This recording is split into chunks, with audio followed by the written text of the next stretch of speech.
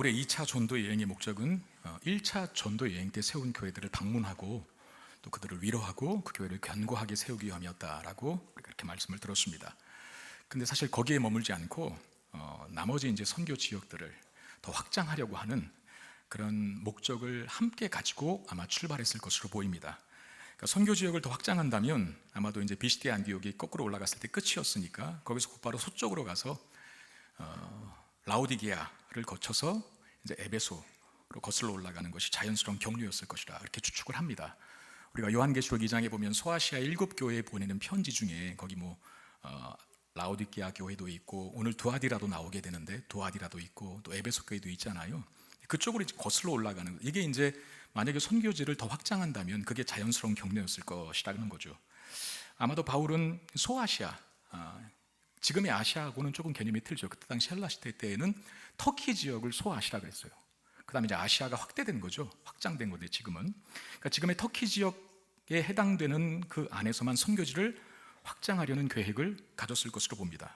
그런 계획을 가지고 이제 비시디 안디옥에서 선교지 확장을 위한 길을 떠나게 되는데 근데 그들의 길이 막힙니다. 자, 8절, 6절 보니까 성령이 아시아에서 말씀을 전하지 못하게 하시거늘 그들이 부르기아와 갈라디아 땅으로 다녀가 그랬습니다. 자, 누가 막았습니까? 성령이 아시아에서 말씀을 전하지 못하게 했다라고 하면서 성령이 막으셨다라고 기록합니다. 여기서 이제 첫 번째 제지를 당하는 거예요. 오늘 본문을 제대로 여러분들이 구체적으로 세밀하게 또 이것을 한번 묵상하거나 또는 설교로 들어본 경험이 있으신 분들은 한 번 제지하신 게 아니라 두 번을 제지를 당하거든요. 이 첫 번째 제지가 거기서 일어난 거고 가던 길이 막히고 자꾸 방향을 틀라 하니까 이제 북쪽으로 이동을 합니다. 그런 후에 또다시 반대의 직면을 하는데 이게 2차 반대, 두 번째 제지죠. 7절에 보니까 무시아 앞에 이르러 비두니아로 가고자 있을 때 예수의 영이 허락하지 아니하시는지라 그랬어요. 여기서 두 번째 제지를 당하는 거죠. 무시아에서 이제 비두니아 쪽으로 북쪽으로 가려고 했는데 못 가게 예수의 영이 막았다. 물론 성경에는 그 성령이 즉 예수의 영이 어떻게 이들의 경로를 또 이들이 가려고 하는 그 길의 계획을 막으셨는지에 대한 구체적인 내용은 없어요. 누가 가다가 아팠는지 아니면 어떤 큰 장애물을 만났는지는 모르겠지만 분명한 건 성령 하나님이 막으셨다라고 기록하고 있는 겁니다. 여러분 여행을 갈 때 이제 계획을 세우고 가는 사람이 있는가 하면 또 스타일이 이제 아무 계획 없이 무작정 떠나는 분들도 계시지 않습니까? 아무 계획 없이 무작정 떠나는 사람들은 가다가 이제 맛집 생기면 음식도 먹고 또 배고프면 식당 찾아서 들어가 먹고 그리고 좋은 경치가 주변에 있으면 가서 즐기고 이렇게 무계획적으로 가는 분이 있는 반면에 약간 이제 계획적인 스타일, 계획적인 성향을 가진 분은 여행 일정도 아주 타이트하게 그리고 빽빽하게 짜고 떠나는 모습입니다. 제가 질문 드리겠습니다. 여러분 바울은 선교 여행을 떠난 거잖아요. 계획을 세우고 갔을까요? 아니면 무계획으로 갔을까요? 계획을 세우고 갔을 거예요. 왜냐하면 그 사람 기질과 성향이 그렇거든요. 근데 저 같은 사람도 약간 계획적인 사람이라 정해진 계획에서 이탈하는 일을 경험할 때 그게 참 마음이 힘듭니다.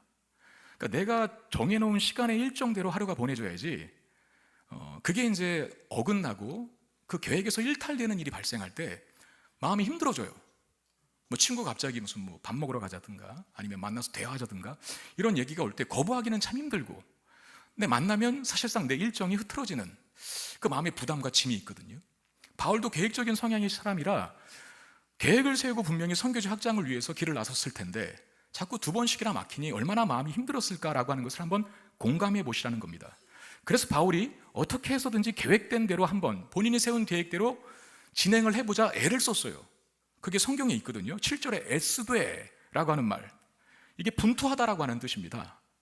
그러니까 바울이 계획된 경로로 가기 위해서 얼마나 노력했는가라고 하는 것을 보여주죠. 그런데 계속 길이 막힌 겁니다.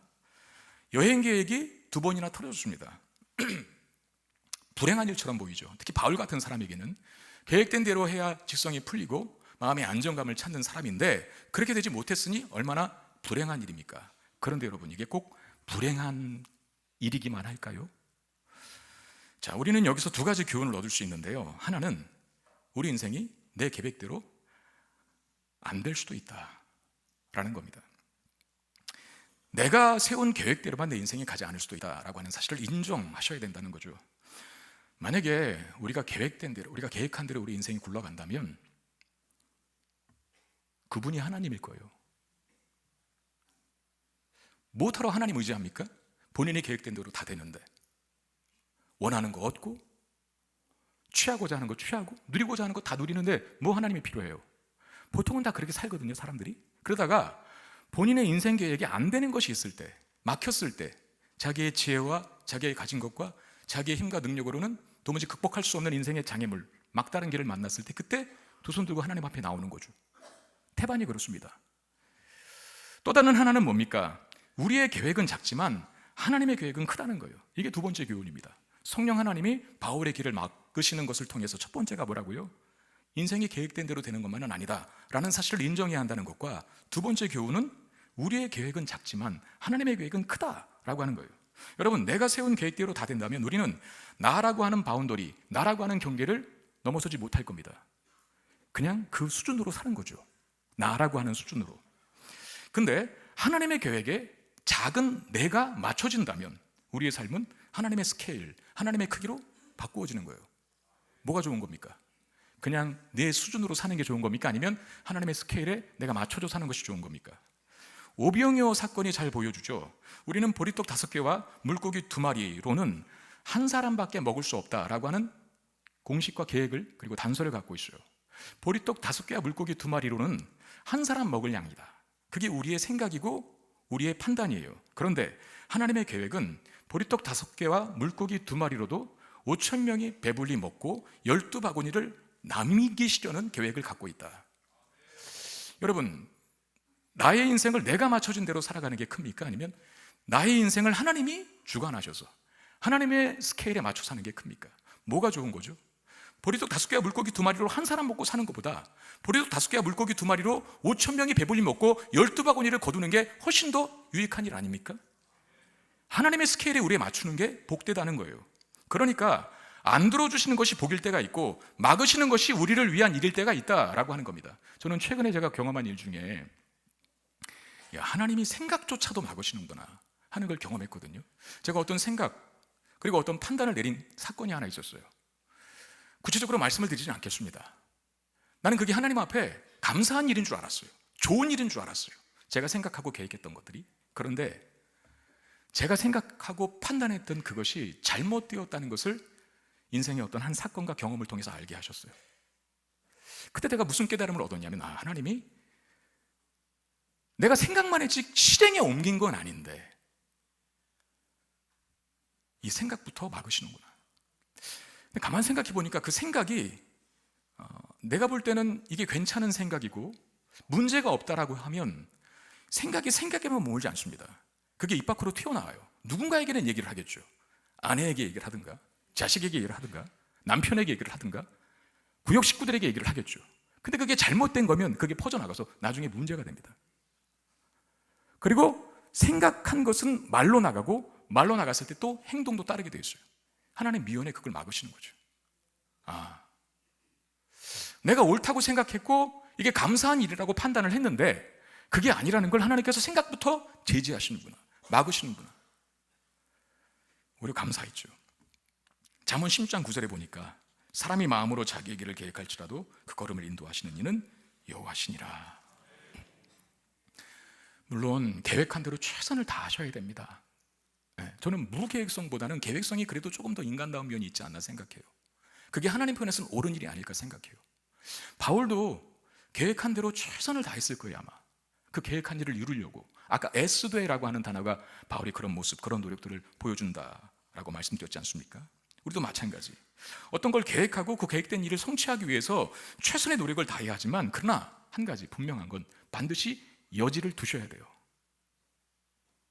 안 될 수도 있다는 그 고집을 내려놓고 하나님의 인도하심에 유연하고 민감하게 반응할 수 있어야 합니다. 영적인 예민함을 우리가 유지하고 있어야 하는 이유가 여기 있는 거예요. 왜 그렇게 말씀 왜 이렇게 기도 하는지. 여러분, 말씀 멀리하고 기도 멀리하면 영적으로 둔감해집니다. 그러면 생각해 보세요.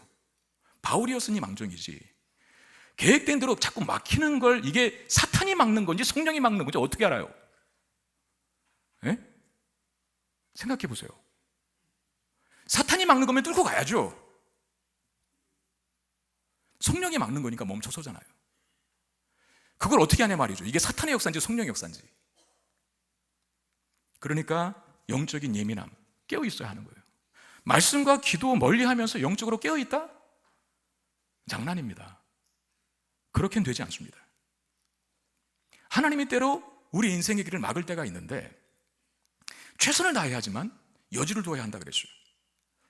분명한 건 내 계획대로 되지 않는다 하여도 하나님이 항상 옳다라고 하는 믿음의 존재를 가지고 있어야 한다는 거죠. 그러므로 우리는 하나님께서 go, 가라 라고 하시는 말씀에도 감사합니다 하나님, 찬양합니다 하나님, 두 손 들고 반응할 수 있을 만큼 또 반대로 가지마, 스톱, 그런 말씀에 여전히 감사와 찬양으로 반응할 수 있어야 돼요. 그게 믿음이죠.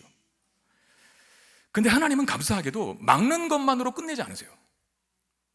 만약에 막고 끝냈다면 이게 뭐지? 그랬을 거예요. 멈춰서긴 했지만 이게 뭐지? 다음 뭐지? 하나님은 이 길을 막으실 때는 반드시 다른 길을 여십니다. 이 길을, 이쪽을 막으실 때는 저쪽으로 가라고 하시는 거죠. 8절 9절 말씀입니다. 무시아를 지나 드로아로 내려갔는데 밤에 환상이 바울에게 보이니 마게도냐 사람 하나가 서서 그에게 청하여 이르되 마게도냐로 건너와서 우리를 도우라 하거늘 그랬습니다. 자, 가려던 길을 성령이 막으셨어요. 자, 이제 길은 하나라는 거예요. 드로아로 가는 길. 그래서 드로아 지방으로 갑니다. 근데 거기서 밤에 환상을 봅니다. 꿈이 아니라 환상을 보는 거예요. 환상 중에 누가 나타났냐면 마게도냐 사람, 그리스 사람. 마게도냐 사람, 그 사람이라고 되어 있지만 원문에는 남자입니다. 남자 하나가 나타나서 와서 우리를 도우라. 아마 징징 엉엉 울었을 거예요. 와서 좀 우리 좀 도와줘라고. 여러분, 남자가 흘리는 눈물에 가슴이 뛰지 않을 사람은 없습니다. 여자가 흘리는 눈물은 약간 미심쩍죠. 근데 남자가 눈물을 흘리면서 애원한다면 막 마음이 흔들릴 거예요. 왜? 남자는 웬만한 일에 잘 안 울거든요. 마게도냐 사람이 와서 우리를 도우라, 울면서. 근데 마게도냐로 가는 게 쉬운 일이냐 말이죠. 왜냐하면 마게도냐는 그리스 북쪽에 있습니다. 바다 건너 완전히 새로운 지역으로 가야 돼요. 오늘 보면은 이틀 만에 도착했다고 하지만 우리가 다음 또 사도행전 이어가다 보면 반대로 오게 되는 경우들을 보거든요. 5일이 걸려요. 5일 배 타고 5일 그 유럽 땅으로 발 딛는 데만. 그러니까 바울의 원래 계획은 선교 지역을 확장하지만 소아시아 경내에서만 확장하려고 했거든요. 뭐 김포에서 선교하다가 그래 기왕 온 거 파주까지 가자. 또 파주에서 선교하다가 기왕 온 거 어디까지 가야 합니까? 이제 포천까지 가자. 뭐 이런 거죠. 또 포천까지 가다가 이제 어디까지 가야 합니까? 의정부로도 가자. 뭐 그런 거 아니겠. 그 정도라면 할 수 있겠는데 저 제주도로 오라. 또는 미국으로 오라. 반대편 유럽으로 오라. 그런 거예요. 그게 쉽냐 말이죠. 그래서 망설여지기도 하고 이 요청에 두려움을 가질 수도 있기도 하는 겁니다. 왜? 너무나 새로운 환경이고 너무나 한 발짝 건너는 것도 쉽지 않은 일인데 이거 뭐 점프를 해서 옮겨야 하니 마음이 내키지 않았을 겁니다. 그런데 이런 요청을 보면서 우리가 어떤 깨달음을 가져야 하냐면 하나님은 바울이 전도 여행을 함에 있어서 그 영역을 계속해서 크고 넓게 확장하기를 원하셨다는 거예요.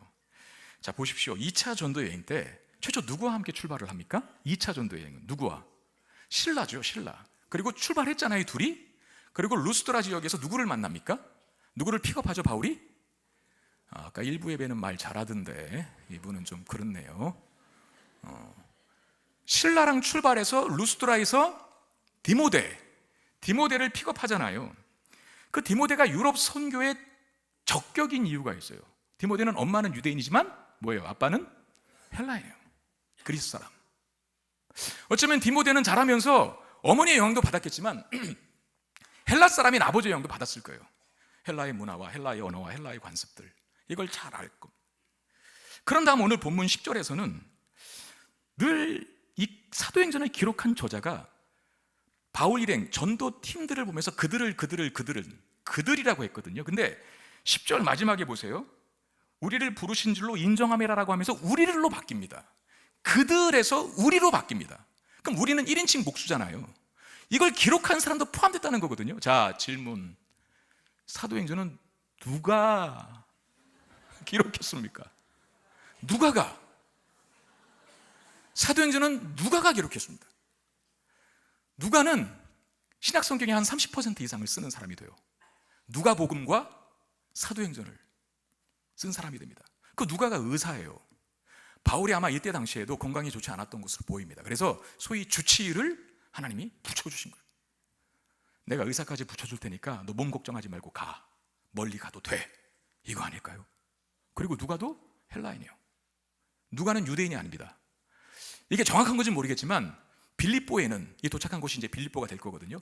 빌립보에는 의학 학교가 있을 때 유명한 그 의학 학교 출신이 누가랍니다. 참, 이런 거 보면 하나님이 사람들을 괜히 붙여주는 게 아니구나. 뭐 하라고? 선교 여행, 하나님 나라 확장하라고. 그럼 여러분들에게 돈을 붙여주셨습니까? 뭐 하라고 붙여주셨을까요? 여러분들에게 지혜를 붙여주셨습니까? 그럼 뭐 하라고 붙여주셨을까요? 그러니까 항상 우리는 뭔가를 얻고 있을 때 생각해 봐야 한다는 거죠. 소위 누구 말 따라 독식하는 게 아니라 내가 읽어가지고 뭘 할 수 있을까? 왜 디모데가 합류하게 만드셨고 왜 누가를 붙여주셨을까? 사역의 연장, 하나님 나라의 확장이라는 측면에서 생각해 보라는 거죠. 왜 나에게 이런 사람들을 붙여주셨을까? 필요해서 주신 것인데 하나님은 바울의 사역이 더 확장되기를 원하는 마음을 갖고 계셨기 때문에 디모데와 누가를 붙여주신 겁니다. 바울은 이 환상을 통해서 하나님의 자신을 그 유럽 땅으로 보내시는 인도하심이라 라고 확신을 합니다. 이게 또 바울이 복된 거죠. 어떻게 보면 무시할 수도 있잖아요. 듣지 않을 수도 있잖아요. 근데 그 고집센 양반이 자기 계획 꺾고 내려놓고 성령의 인도하심을 따라 그 유럽 땅으로 배 타고 떠납니다. 자, 10절 말씀. 바울이 그 환상을 보았을 때 우리가 곧 마게도냐로 떠나기를 힘쓰니 이는 하나님이 저 사람들에게 복음을 전하라고 우리를 부르신 줄로 인정함이라라. 인정함이라라. 여러분, 때로 하나님께서 우리에게 모험 같은 일에 도전케 하실 때가 있어요. 사실 누구도 모험을 좋아하는 사람은 없습니다. 익숙한 거, 안정적인 걸 좋아하지. 근데 하나님이 때로는 그렇게 우리를 인도하시거든요. 모험을 해야 하는 것과 같은 환경으로, 시간으로, 장소로, 만남으로 몰아넣으실 때가 있거든요. 제가 올해부터 학교를 다녀요. 대학원 공부를 시작했는데 공부를 해야겠다는 마음은 뭐 오래전부터 있었어요. 근데 제가 항상 스스로 변명했어요. 지금은 아닙니다. 지금은 아닙니다. 아직은 아니에요. 왜? 저 김포 성문교회 목회하는 것만도 벅차거든요. 근데 어떻게 공부를 또 따로 해요? 근데 어느 순간 갑자기 막 하나님의 강권하시고 불같이 뜨거움을 주시는 게 느껴져서 뭐 원서 지원하기 하루 이틀 앞두고 결국엔 그 순간적인 어떤 뜨거움 때문에 원서를 냈어요. 왜냐하면 제가 그 뜨거움이 식어지고 다음 날이 되는 순간에 또 합리화할까 봐. 에이, 그래, 아니지. 지금은 아니지. 목회만 전념해야지 하고 차일피일 또 미룰 것 같아서 제가 지금 마음이 동할 때 빨리 원서 한번 넣어보자. 붙어도 하나님의 뜻이고 떨어져도 하나님의 뜻이니 떨어지면 더 감사하겠다 하고 넣었어요. 근데 됐어요. 티오가 7명이었는데 여러분 놀라지 마세요. 1등으로 합격했대요. 교수님한테 연락이 왔어요. 당신이 1등 했노라고. 박수는 치지 마세요. 창피하니까. 여러분들은 이렇게 훌륭한 목사를 담임 목사로 두고 있다는 사실에 대해서 자부심을 가지시기를 부탁드립니다. 이따가 또 점심 못 드실 분이 계실까 좀 우려가 됩니다. 기분 나빠하지 마세요. 힘든 일이거든요, 공부하는 게. 저는 아시잖아요, 멀티플레이어 기질을 갖지 않았습니다. 그래서 요리사들 보면 부러워요.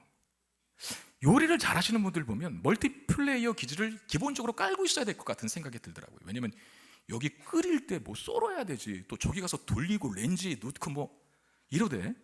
그게 어떻게 머릿속에 다 들어가 있는지 모르겠어요. 그래서 저는 요리를 못하나 봐요. 제가 저는 멀티플레이어 기질이 아니라 하나밖에 못하거든요. 목회도 사실 감당이 힘들고 벅찬데 학교 공부까지 하라네요. 순종하고 지원했더니 붙여주셨어요. 모르겠어요. 이제 지금까지 너무 힘들어요. 왜냐하면 가서 공부만 하면 끝나는 게 아니라 숙제도 엄청 많아요. 네? 그리고 발표도 해야 되는데 요새는 뭐 발표도 그냥 내 프린터 하나 뭐 소논문 같은 거 레포트 하나 써서 그냥 읽어가면서 발표하는 정도가 아니라 이걸 또 PPT로 만들어서 프리젠테이션까지 해야 돼요. PPT를 한 번도 달아본 적이 없는 사람인데 지금 그거 배우려고 지금 난리 났습니다. 내가 이거 왜 했을까? 담임 목회인데. 여러분, 그런 학교는 많은 분들이 보통 부목사님들입니다. 왜냐하면 담임 목회자로 준비되기 위해서 어떤 지성과 영성을 겸비하기 위해서 공부하는 분들이 거의 태반이거든요. 제가 갔더니 아는 분이 저 보시면서 여기 왜 오셨어요? 가르치러 오셨어요? 그러는 거예요. 교수 된 줄 알고 얘기를 하더라고요. 배우러 왔다고. 놀래 자빠지시더라고요. 저 이미 담임 목사 아닙니까? 네? 근데 하나님이 그 마음을 계속 주시는 거예요. 성도들에게 좋은 꼴을 먹여야 한다. 고인물이 되면 안 된다. 네 안에 마르지 않는 샘이 계속 나오려면 면학 분위기가 잘 조성되어 있는 곳으로 가라. 어떻게 해요? 가야지. 여러분들을 위해서. 저도 인간의 한계라 때로는 탈탈 털릴 때가 있어요. 고갈될 때가 있어요. 하나님이 그곳으로 밀어넣으셨어요. 뒷일은 하나님께 맡기는 겁니다. 밀어넣으셨으니까 감당할 힘 주시겠지 뭐 하고. 여러분, 그런데요, 이게 참 놀라운 게 이스라엘 백성들이 400년 동안 애굽에서 종살이 한 다음에 400년 동안 애굽에서 노예 생활을 했지 않습니까? 그리고 애굽을 떠나죠. 그 다음에 제일 먼저 맞닥뜨린 장애물이 홍해바다였습니다. 홍해바다. 뒤에는 변심한 바로의 군대가 추격해 오고 있고. 근데 놀라운 건 성경을 자세히 보면, 출애굽기 14장 말씀을 자세히 보면 그 막막한 막다른 골목으로 몰아넣으신 분이 하나님이에요. 그들이 길을 잘못 찾은 게 아닙니다. 글로 가라고 지시하셨어요. 왜? 홍해가 갈라지는 기적을 체험케 해주시려고. 그렇구나. 하나님이 우리의 길을 때로 막으실 때 왜 나를 모험과 같은 환경에 마치 막다른 골목에 밀어넣으실까? 내키지 않는 현실과 상황에 나를 두실 때가 있거든요. 죽으라고 두시는 게 아닙니다. 망하라고 두시는 게 아니라 하나님의 살아계심 더 많이 체험하라고, 하나님의 기적을 더 놀라우심을 체험하라고 허락하신 환경과 상황인 줄 믿으시길 바랍니다. 그래서 우리를 모험과 같은 상황으로 인도하실 때 우리 이렇게 고백할 수 있어야 합니다. 모세가 이스라엘 백성들에게 그때 한 말이 이거거든요. 출애굽기 14장 13절 우리 한번 선포하면서 읽겠습니다. 시작. 너희는 두려워하지 말고 가만히 서서 여호와께서 오늘 너희를 위하여 행하시는 구원을 보라. 아멘. 새로운 환경, 낯선 환경, 떠밀려서 가게 된 원치 않은 환경이 우리의 현실에 놓일 수 있습니다. 그때 낙심하지 말고 두려워하지 말고 우리를 더 성장시키려는 하나님의 계획이라는 사실을 믿으시고 하나님의 우리를 구원하시는 이 놀라운 역사를 보라라고 스스로에게 선포하고 한 걸음 한 걸음 내딜 수 있게 되기를 주님의 이름으로 축원드립니다. 바울 일행이 드로아에서 배를 타고 빌립보에 이릅니다. 그 빌립보에서 누구를 만납니까? 14절 두아디라시에 있는 자색국감 장사로서 하나님을 섬기는 루디아라 하는 한 여자가 말을 듣고 있을 때 주께서 그 마음을 열어 바울의 말을 따르게 하신지라. 배 타고 갑니다. 유럽의 첫 성인 마게도냐, 아니 빌립보에 이릅니다. 거기서 수일을 머물다가 안식일이 되어 기도할 곳을 찾아갔다, 그렇게 말해요. 근데 안식일이 되면 어디를 가야 합니까? 유대인들은 회당을 가야죠. 회당. 근데 빌립보에는 회당이 없었던 거예요. 유대인 10명만 모이면 하나의 회당이 지어졌거든요. 그런데 그 빌립보 땅에는 유대인 남자 10명도 없는 거예요. 거기 딱 도착했을 때 도대체 이 정말 하나님의 이름이 불모지와 같은 곳, 복음이라고 하는 것은 정말 그림자도 비춰지기 힘들 것 같은 이 황폐한 땅에 우리를 왜 보내셨지? 라고 하면서 수일을 머물지 않았을까요? 근데 어쨌든 유대인이니까 안식일 지키려고 회당은 없고 기도할 초소를 찾는 겁니다. 외국에 사는 유대인들이 회당이 없을 때 강가나 바닷가 근처에다가 모여서 같이 기도하는 기도 초소를 만들고 했던 관습은 있대요. 그래서 강가 근처로 갑니다. 거기서 아주 특별한 사람을 만나게 되는데 루디아라고 하는 여인이었습니다. 본문은 그 루디아라고 하는 여인을 두 가지로 소개하고 있거든요. 하나는 두아디라시에 있는 자색옷감 장사였다. 그 여자가 두아디라시에 있는 자색옷감 장사. 자, 화면 보여주세요. 저게 자색이거든요. 근데 그 자색을 그때 당시 어떻게 만들었냐면 저게 뭐냐면 뿔소랍니다. 고둥이라고 하는 저거 빠서 저거 걸러서 저기서 나오는 색으로 배나 실에 색을 입히는 거예요. 옷 하나 만드는 옷감을 물들이기 위한 염료, 자주색 염료를 만들기 위해서는 수만 마리의 고둥이 필요했답니다. 작업이 고되니까 저거 값 비싸겠어요? 싸겠어요? 비쌉니다. 그래서 자주색 옷은 왕들만 입습니다. 소위 명품이에요. 그 명품 옷감을 판매하는 자가 누구라고요? 루디아. 루디아는 그래서 에르메스, 네. 명품 옷을 판매하는 잘 나가는 여성 CEO였다는 거죠. 그리고 그 본문은 이 여인을 하나님을 섬기는 여인이었다. 소위 하나님을 경외하는 이방인이죠. 유대인으로, 유대교로 개종한 것은 아니지만 그 유대 문화의 전통과 관습과 율법을 좋아해서 그것에 따라 살려고 노력했던 이방인들을 하나님을 경외하는 이방인들이라 했는데, 사도행전 10장에 고넬료, 백부장 고넬료 같은 사람이 대표적이죠. 이 루디아도 같은 부류입니다. 이 루디아가 안식일에 기도하기 위해서 강가로 나온 여자들 속에 있어요. 바울은 그곳에 있는 여인들에게 복음을 전합니다. 그리고 그 복음에 누가 반응하냐면 루디아가 반응합니다. 14절 하반절 보면 이런 말씀이 있어요. 루디아라 하는 한 여자가 말을 듣고 있을 때 주께서 그 마음을 열어 바울의 말을 따르게 한지라. 이거 보면 복음을 전할 책임 우리에게 있지만, 근데 그 복음이 전해졌다고 해서 모든 사람이 다 복음을 받아들인 건 아니거든요. 주님께서 그 마음을 열어주신 사람만 복음에 반응할 수 있어요. 이거 보면 우리의 전도, 우리의 설교만으로는 안 돼요. 그러니까 영혼이 말씀을 듣고 깨닫고 회심하고 하나님 만나게 되고 자기가 죄인이라는 걸 알고 예수 그리스도의 십자가만을 붙들게 되는 이 회심의 역사가, 이 거듭남의 역사가 사람이 말빨이 좋아서 되는 게 아니라는 거죠. 하나님께서 그 마음을 열어주셔요. 저는 오늘도 그런 기도하고 나왔습니다. 종을 통해, 부족한 입술로 전해지는 종의 말씀을 통해서 하나님 말씀이 전해져서 하나님께서 그 마음을, 우리 성도들의 마음을 열어주셔서 이 말씀에 반응하는 자 되게 하시옵소서. 마음의 문 닫고 말씀이 던져지면 툭툭 튕겨나가는 사람이 아니라 그 말씀이 스폰지처럼 흡수가 되어서 그 말씀의 능력으로 또 한 주를 살아갈 수 있는 능력의 사람으로 바뀌게 하시옵소서. 그렇게 기도하고 나오는 거예요. 그러니까 전도라고 하는 것, 영원히 주께로 돌아오는 것은 그야말로 하나님의 역사입니다. 그 하나님의 역사하심이 있어야 되기 때문에 기도가 필요한 거예요. 기도. 우리 새생명 전도축제를 이번 주일에 합니다. 부활주일이 다음 주일인데 잘 준비된 메시지를 전할 겁니다. 그리고 따뜻한 환대를 우리 성도들이 준비하고 있어요. 풍성한 대접도 새 가족들에게 할 겁니다. 다 좋습니다. 그러나 하나님이 역사하셔야죠. 하나님이 역사하셔야 복음이 전해질 때, 우리의 사랑이 전해질 때 그들의 마음이 열려서 그 사랑을, 그 복음을 받아들일 수 있는 것 아니겠습니까? 그래서 우리는 내일부터 한 주간 고난주간, 그리고 특별 새생명 전도축제를 위한 특별 새벽 기도회를 가지려고 해요. 하나님이 역사하셔야 되는 일이기 때문에 기도하자는 겁니다. 이렇게 바울이 전한 복음에 루디아가 믿게 되었고, 나아가서 그 집의 모든 사람들이 세례를 받게 됩니다. 15절, 그와 그 집이 다 세례를 받고 우리에게 청하여 이르되 만일 나를 주 믿는 자로 알거든 내 집에 들어와 유하라 하고 강권하며 머물게 하니라. 루디아가 바울 일행을 자기 집으로 머물게 해요. 괜히 비싼 돈 주고 호텔에 묵지 말고, 여관에 묵지 말고, 우리 집 넓으니까, 그 여성 CEO잖아요. 집이 얼마나 크겠어요. 우리 집 넓으니까 우리 집에 와서 해. 우리 집에 와서 초대한 거처를 제공합니다. 그리고 이후에도 이 루디아의 집이 빌립보 교회의 첫 가정교회. 참 놀랍습니다. 회당 하나 없던 그곳에 교회가 세워지는데 그 교회를 루디아 집에서부터 시작해요. 제가 아는 목사님 한 분이 계신데 부목사 때, 대형교회 부목사로 계셨을 때요, 그분은 그걸 하나의 정말 힘들기도 했지만 하나님의 정말 선명한 계획을 보여주었던 사건이라 기억하셔서 자주 간증을 하시곤 했는데 저에게도 들려주셨어요. 본인이 대형교회 부목사로 계시다가 아프리카 리비아로 선교를 떠나게 되셨답니다.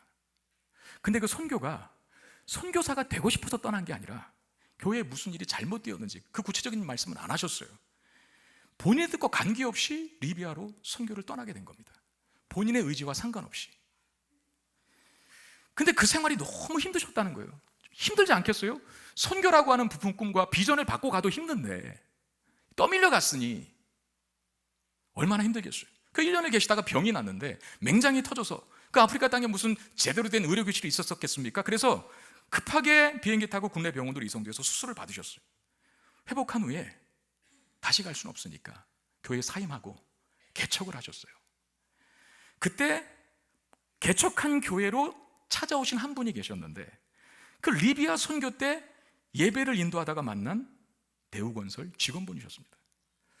그분이 파견 근무, 리비아로 파견 근무를 나갔다가 같이 이제 그 선교사의 말씀 인도하고 그 목사 말씀 전한 거 듣다가 이제 다 끝내고 귀국하여 몇 년 후죠.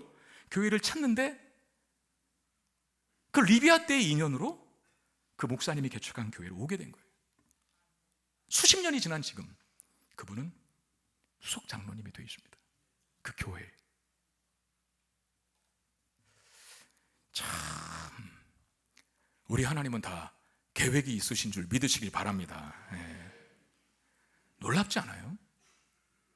이런 거 보면 오늘 본문이 보여주는 가장 중요한 메시지가 있어요. 바울이 2차 전도 여행을 계획하고 진행하지만 소위 사람이 계획하고 진행하는 것 같지만 그 배후에 하나님의 실제적인 간섭과 인도하심이 있다는 거. 여러분, 우리는 이렇게 착각할 때가 있어요. 꼭 예배 판 깔고 예배의 자리에만 뭐 하나님의 임재 어쩌고 저쩌고 찾는 것 같은데 아닙니다. 지금 이 예배의 자리만 하나님이 계시는 겁니까? 성경 속에만 꼭 하나님이 계신 것 같고 성경을 닫으면 하나님이 그 성경 속에 가두어져서 나의 일상과는 무관한 분으로 여겨질 때가 많이 있죠. 그러나 오늘 본문에서 저와 여러분들에게 도전하고 던지는 메시지의 핵심 뭡니까? 하나님은 우리의 삶에 적극적으로 관심을 가지고 개입하신다. 이거 아닙니까? 그 개입하심, 그 동행하심의 결과가 때로 우리를 난처하게 만들고 내키지 않는 상황과 현실에 처박아 두는 것 같은 느낌이 든다 할지라도 그러나 기억하십시오. 우리 하나님은 한치의 오차도 없이 일하시는 분임을 믿으시길 바랍니다. 결국 하나님의 크고 선하신 계획대로 우리를 이끄신다는 거예요. 우리 인생이 하나님의 손에 붙들려 있음을 믿고 어떠한 상황과 순간에도 평안함과 그리고 자유함 속에 우리의 삶을 누리시게 되기를 주님의 이름으로 축원드립니다. 말씀 기억하며 찬양합시다. 주님이 우리를 붙들고 계시기 때문에 내 영혼 안전합니다. 우리 믿음을 담아 고백합시다.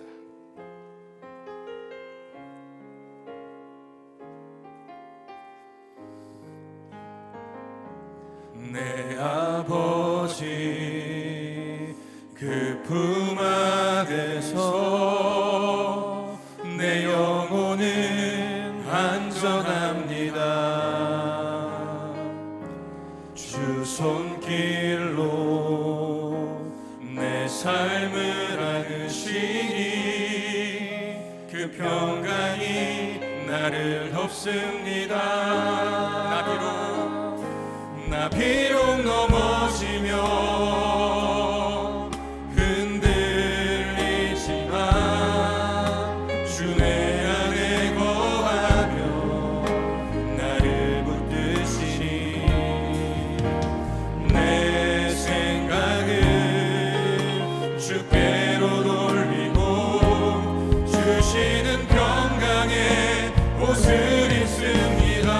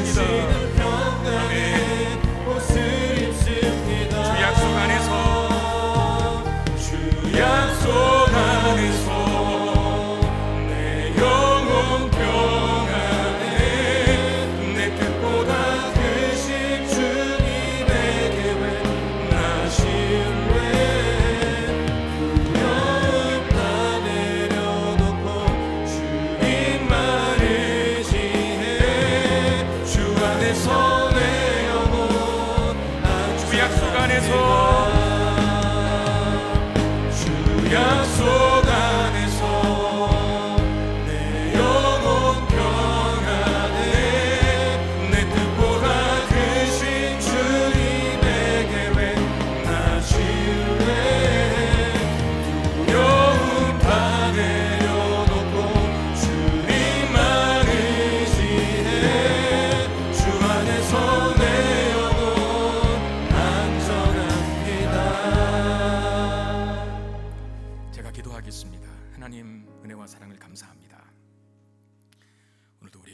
말씀 주셔서 마음의 평안을 얻고 안식을 누리게 하시니 감사드립니다.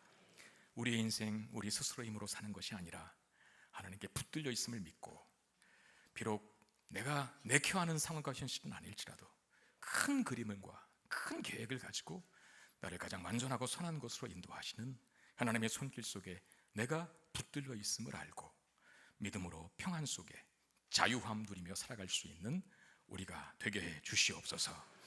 그렇게 우리를 바꾸어 변화시키고 하여서 이 땅에 예수 그리스도를 보내시고 그 십자가 죽으심과 부활을 통해 우리를 하나님의 자녀 삼아 주신 것 기억하고 감사하기 위하여 이 시간 성찬 예식에 참여하려고 합니다.